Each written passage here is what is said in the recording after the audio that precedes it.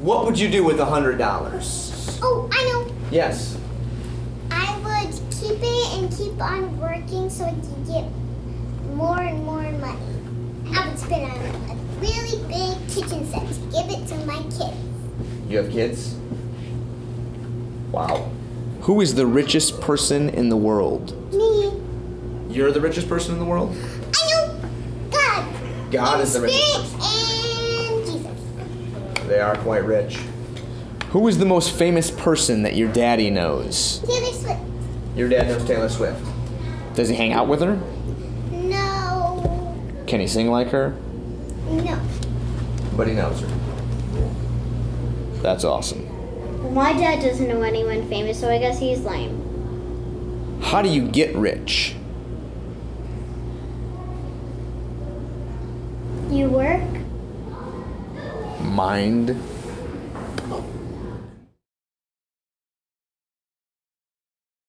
Good morning. My name is Grant, if we haven't met yet, and today we are in the second week of a series, and the series is just where we pick a topic and talk about it over and over again until you're sick of it. We're in the second week of a series called Dream Big Again, and we're trying to make this point. We believe that if you were to go home this week and you took the week off work and you were to read the entire Bible from Genesis to Revelation, read through the whole thing, here's a couple impressions that you would walk away with. You would walk away and you would see this true statement. That God does some incredibly awesome things with some really weird people. Okay? You would have that, and that's why we think this is so big, because we believe that so many people start off in life going, you know what? I can do this and I can do that, and you've got, just like those kids sitting around the table, you've got all kinds of expectations.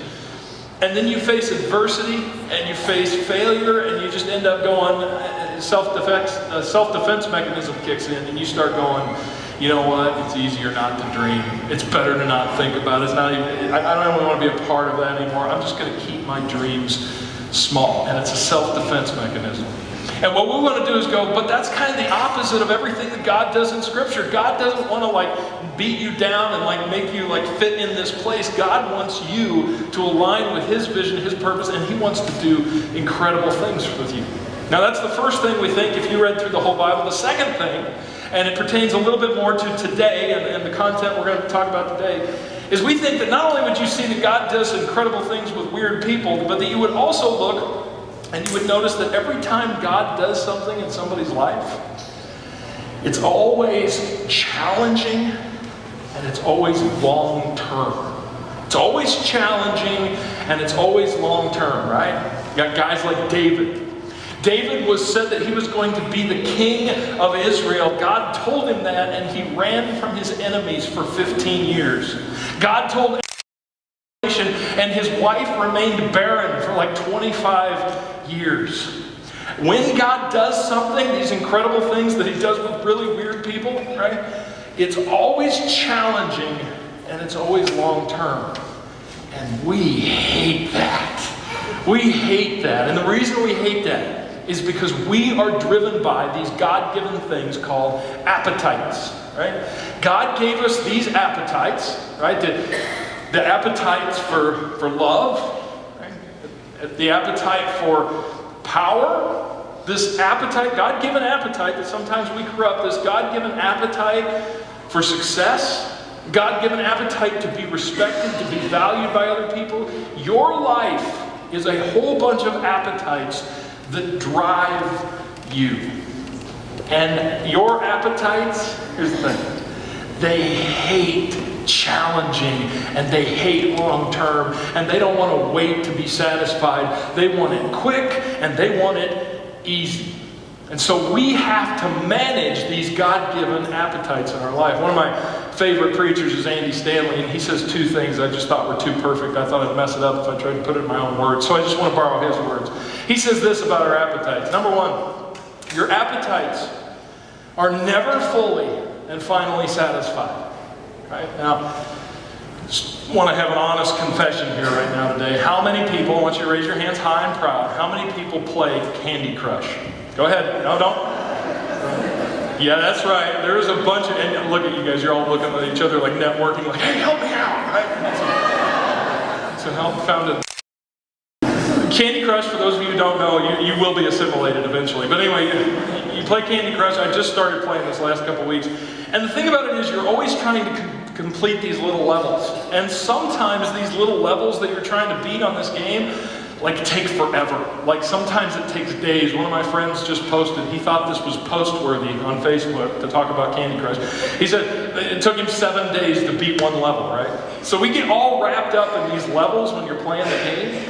And you're trying to beat it, you're trying to beat it, and you're trying to beat it like crazy. And then finally, you beat it, and there's this quick moment where you go, hey, yeah, I beat it. And then the word pops up on the screen, next, right? And you click it, right? Because you're like, I beat that level, let's do another level. And before you even have time to celebrate the fact that you beat that first level, you're already going to the next level, and you're already frustrated in that new level. And that's what our appetites are like. Just the moment our appetites get something that should satisfy them, they want more, right? And your appetites are never fully and finally satisfied. Number 2, appetites, these God-given desires that oftentimes we corrupt, these appetites always whisper now, never later. They're always saying right now. Now you can see this in the raw appetites of a child. Okay, I've got 4 kids. My youngest daughter is 5. She was actually in the video and apparently thinks I know Taylor Swift. She was in the video. Anyway, she's 5 years old. And we go through this routine every single day. It goes like this. We just got done eating and she comes up to mom and says, I'm hungry. Right? And we're like, well, we just ate, but we're going to have a snack. And so, why don't you wait 30 minutes, okay? Just wait 30 minutes and you can just see the color run from her face. She's like, 30 minutes? How long is 30 minutes? And we're like, it's like an episode of Jessie, okay? For those of you who have the Disney Channel. It's like an episode of Jessie. That's how long 30 minutes is. She's like, I can't wait 30 minutes, right? And so she begins, and she's not really a whiner, but she'll lay down on the floor and just be like, and she's just like writhing in agony, like, you can tell her God is her stomach.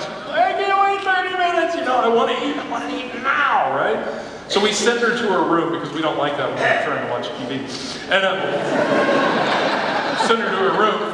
And then she'll come back downstairs and, it's 5 minutes later and she's like, Mom, has it been 30 minutes yet? And I'm like, no, you still got 25 minutes to go. And this is how we teach our children math. Anyway, we send her back to her room. And then she always comes down to me. Like, so I'm in the basement and she comes all the way down to me and walks up and she's very concerned, very professional. She walks up and is like, Daddy, I'm worried. Mom said she was going to make popcorn and she's not making it. There's something wrong here, right? And so from the minute we tell our kids, there's going to be food to the moment it actually happens is the longest 30 minutes of our life. And we do that every single day. And that's just the appetites that we just naturally have as kids. You can see it as kids, but those appetites, they're the same for you. And maybe it's not necessarily the food, but it's like the desire for love, the desire, the appetite for all this stuff. And it is just constantly saying, not later. Later's not good enough. I want it, and I want it right now. And so Pastor Stanley says this, and it's just too perfect. Your ability or your inability to manage your appetites will determine the course of your life. Your ability or your inability to manage your appetites will determine the course of your life. And for our series, I want to say this. Your ability or inability to manage your appetites will determine your dream. It'll determine whether you really have anything in your life that you care about, that you are passionate about, that you do. And so we've got to learn to manage our appetites. Now, what I want to do is I want to look at a story in Genesis chapter 25. And this is one of those stories that sometimes we kind of blow past and we don't really catch the significance of what's happening here. So as we look at this story, I want to dig into what this really means. In Genesis chapter 25, there's a story of Jacob and Esau. A little background, verse 27. The boys grew up, Jacob and Esau became a skillful hunter. A man of the open country. So Esau, as we read more, we just realize that Esau is kind of that boy that every man wants, right? He's rough, He's tough. I'm assuming he has an awesome beard, right? It's just natural that the big tough kid would have a good beard. Anyway, he's this skillful hunter. He's his son, his dad's son, a man of the open country. While Jacob was not. Jacob was content to stay at home among the tents. Right? So he's the kid going, let's make cookies. Right? I don't know. But anyway, he was content to stay at home among the tents. Isaac, who had a taste for wild game, he loved Esau because that's what you base your children on, is what food they bring you. But Rebekah loved Jacob. Right? So you see the dynamic. Verse 29. Once when Jacob, the younger brother, was cooking some stew, Esau came in from the open country famished. Now, let's pause right there. As a younger brother, I get the gravity of this situation, right? How many younger siblings? Anybody that's not the oldest? How many we got in here? You recognize the gravity of this situation, right? Because the older brother never has power. The younger brother never has power over the older brother, right? For me, growing up, my older brother always had everything on me. He always had the car, he always had the time, he always had the skill, he always had everything that I wanted, so I never had power. But there was those few beautiful golden opportunities where I was given control over my older brother. Right? Just for instance, one day we drove into town and we took my truck when we were in high school. We took my truck and my brother was basically stranded there, and he had a hot date in the town down the road. And he wanted to see this girl, and he wanted to see her bad. So he came up to me and he was like, hey, I need to borrow your truck. I'm like, you need my truck? Right? Because how many times have you let me borrow your Camaro? Oh, that's right, none. Okay, so you need my truck right now. That's what you need. Let's just take a moment. Let's just breathe in the situation a little bit. And I don't want to rush through this, okay? And I was like, what can you give me in order to make that happen? And so I had lined him up with all my chores for the next couple of months, which I never did. Anyway, that's exactly what situation that Jacob's in. He's going, I've got the power. I've got control. Let's not rush this. Let's take a moment. So he came from the open country. He said to Esau, quick, let me have some of that red stew. I'm famished. Right? So that's what he did. He's hungry. He's famished. And that's why he's called Edom, because the Edom means red. So he comes in and he says, I need this stew. I'm hungry. I'm famished. And in verse 31, Jacob replied, okay. That's cool. First, sell me your birthright, right? And most negotiations start with a high price and then they kind of go down or whatever. Like Jacob started with the highest price there was possible, because here's what a birthright was to them. So a birthright to them were three key things that they're not necessarily in our culture. First of all, a birthright meant that you got the lion's share of the inheritance. If you had the birthright, it meant that you became the judge of the family. Okay? So that means that you had power over the affairs, the state affairs. You had the power of attorney. You were basically in charge of your siblings. Now, all of you that are younger siblings, how many of you would like that? Right? Absolutely. The birthright was a big deal. You basically became the patriarch of the family. And the third thing, and this was probably the biggest thing that we don't even recognize in our culture, but the birthright meant to them that they had a special blessing from God. In other words, that God was going to grant them more success, that God was going to somehow be with them more. And so a birthright was a really, really big deal. So Jacob, he kind of starts off with a high price. He's like, oh, you're hungry? How about your birthright? Why don't you give me your entire life? And this is what Esau's response was. Look, I'm about to die. Oh, come on. He walked into camp, right? This isn't even how you die of starvation. Esau's, he's not even showing the signs of malnutrition. Your blood sugar might be low. You might be really, really hungry, but you're not about to die. Esau said, what good is my birthright to me? Now there's a couple of things that Esau is facing right here that each and every one of us constantly comes in combat with. We have this appetite that is about ready to drive Esau's decision, and we have these appetites that drive our decisions. And psychologists have been studying these for years, and as they analyze and look at, here's a couple of things that psychologists have recognized, that when we have our appetites and they're driving us, the first thing that each of us face is a thing called impact bias. And what that means is that you think that the thing that you're going to get is going to be way better than it actually is, right? So if you were a little girl and you dreamed of growing up and getting married one day, you always envisioned it as being a 10, right? Oh my goodness, when I find Mr. Right and we get married and we live in paradise together, it's going to be a 10. And it is more like a 2, right? You know, I mean, just to be honest, maybe some of you got a husband like me, it's like 5. But anyway, it's just, right, baby? It's just not what, that's what impact bias is. And that's why we always have buyer remorse.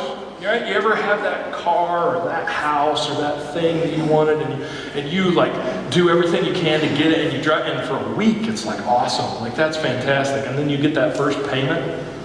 What's I done? Right? It's not worth it. It's not worth it. We always have this buyer remorse, and that's because of impact bias. We think the thing we're going to get is going to so satisfy, and then we get it, and it doesn't. There's no way it can translate. That's what Esau's experiencing. He's like, I don't care. It's going to be great. I eat that soup. Everything's going to be better. The second thing that psychologists kind of define about our appetites is focalism. Right? Focalism is when you zero in on that one thing that you want. Your appetite's saying this, and everything else, all logic, all reason, everything else becomes peripheral, and nothing matters but that one thing. That's why, guys, when you were like in 5th grade and that one girl walked in the room, right? Everything else disappeared. Dreamweaver started playing in your head. Anyway, I won't say. Anyway, you're just in that situation. You're focalism. That's what it is. You're just zeroed in on that one thing that you desire and you want more than anything else. That's what Esau's got going on right now. It's like he knows that it's not worth this, but he is so focused. His appetite is driving his decisions. And this is a situation that we're all put in daily, right? Yearly. You will face the right cup of stew eventually. And it is going to tempt you beyond anything else you've ever experienced. So this is what happened. Verse 33. But Jacob said, swear to me first. All right, I'll give you the stew. I just need to make sure. Let's get a contract out. Let's sign this. Swear to me first. So he swore an oath to him, selling his birthright to Jacob. And then Jacob gave Esau some bread and some lentil stew. He ate and drank, and they got up and they left. And probably the most important line in this passage. So Esau despised his birthright. Now that's an impactful story just in and of itself, but a lot of times we miss the real big significance. What I wish I could do in that situation, I wish I could go back in a time machine to Esau. I wish I could just appear to him and be like, hey, I'm from the future, and I know this may not seem like a big deal, and I know you're really hungry, but before you take this stew, I just want to tell you something. Here's the thing. A while from now, there's going to be a guy named Moses. And God's going to do some awesome things through Moses. He's going to free your people that you don't even know are your people yet. He's going to free them, and it's going to be a story that's going to be talked about forever, and he's going to part the Red Sea, and it's just going to be amazing. But the thing is, when God meets Moses, when he introduces himself to Moses, Moses doesn't really know who he is. And so guess what? This is how he's going to introduce himself. He's going to say, Moses, I'm the God of Abraham, Isaac, and Esau.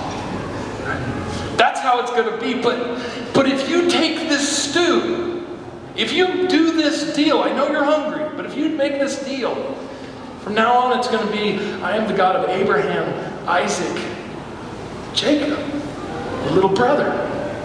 And that's how it goes down in the history book. And I wish I could go to Esau and I wish I could say, hey, you know what? Bigger picture than that. Let's think way into the future, okay? God's going to do something that the world has never seen before. God is going, I know this is way hard to imagine, Esau, but God's going to become a man. He's going to send his only son on the earth, and he's going to walk on the earth, and he's going to do miracles, and he's going to heal sick people, and he's going to raise dead people, and he's going to be crucified on a cross, and he's going to be risen again, and he's going to provide a way, a bridge from mankind to himself through his death on the cross. And it's going to be the most important thing that has ever happened. And here's the thing, there's going to be a guy named Matthew, and he's going to write a book called Matthew, right? Because they weren't great at titles back then. Anyway, there's going to be a book called Matthew. And Matthew's going to start the story of Jesus, this incredible thing that God's done, with these words. That Jesus was the son of David. And he was a descendant of Abraham, Isaac, and Esau. That's you. And I know you're hungry, but if you take this stew right now, if you do this deal, that all goes away and it's changed. And I am the God of Abraham, Isaac, and Jacob. And I know it's none of my business, Esau, but like here's kind of the deal. I think it would be better for you, and I know you're hungry, but I think it would be better for you that you died than give up your birthright. And we all know that the way it ends is he does. He changes in all that, and the storybooks go down, and it's Abraham, Isaac, and Jacob. Now here's the point I want to make. Every one of us faces this exact same thing. We've got the immediate, the thing that's focused in our life, and we have an opportunity to trade in our future and our life for that.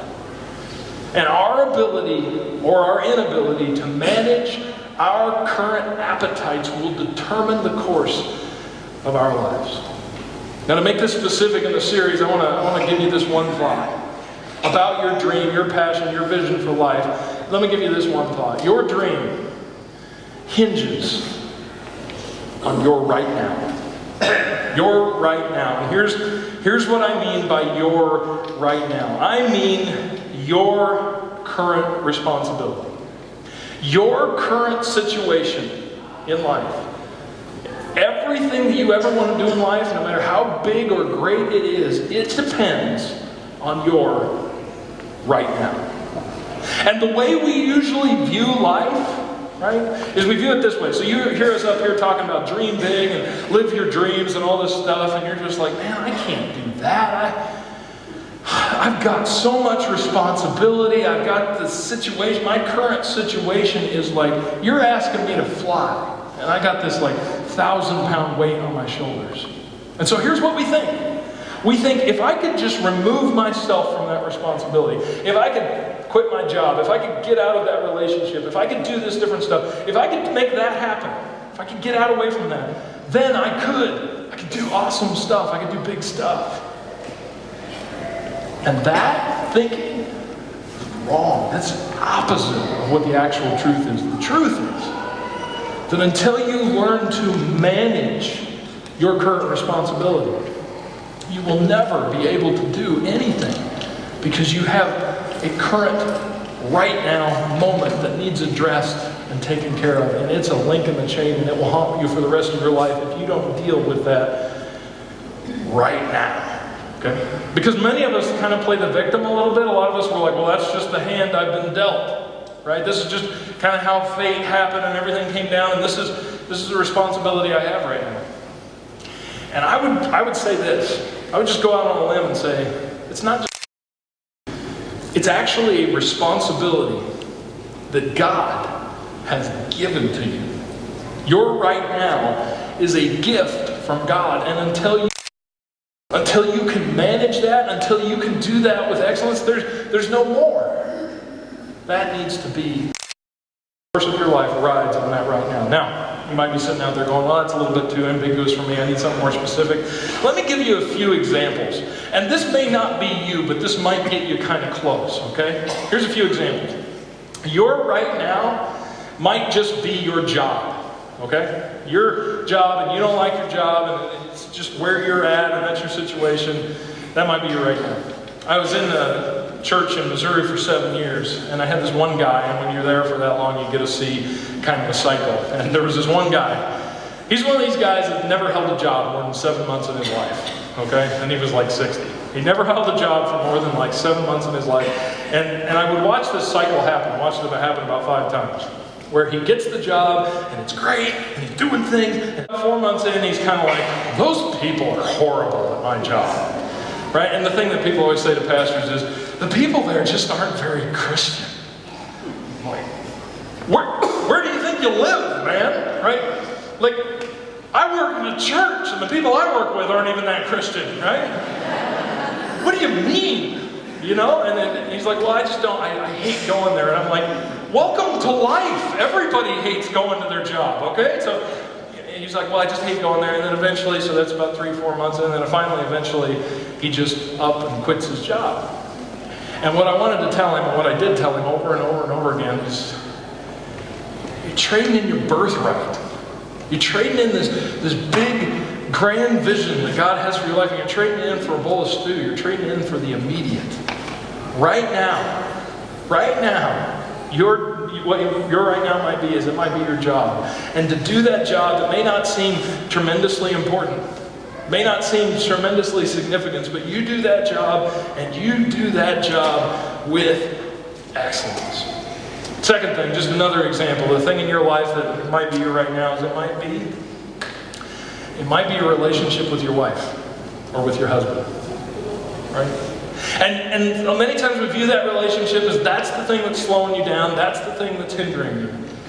How many times have we seen people do this in our life? And it's easy to see from the outside. We see people throw away something big for something immediate.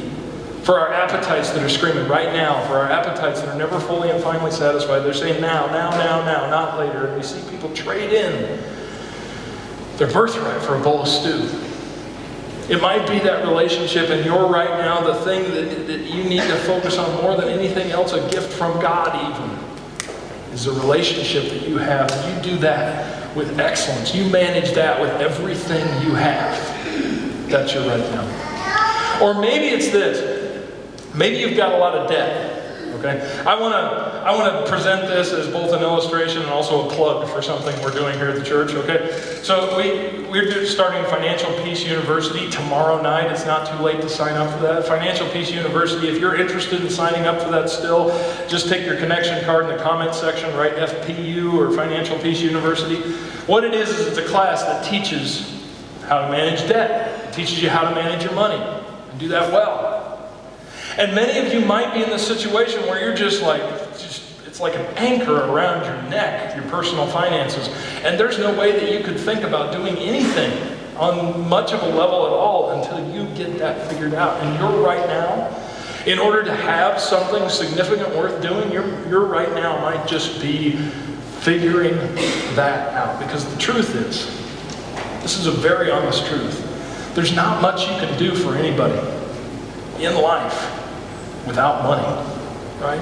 You become that island, you become that strength, and you're able to help those around you. So that might be that. And again, if you want to sign up for that, just write on your connection card, FPU, we'll get you signed up. It starts tomorrow night.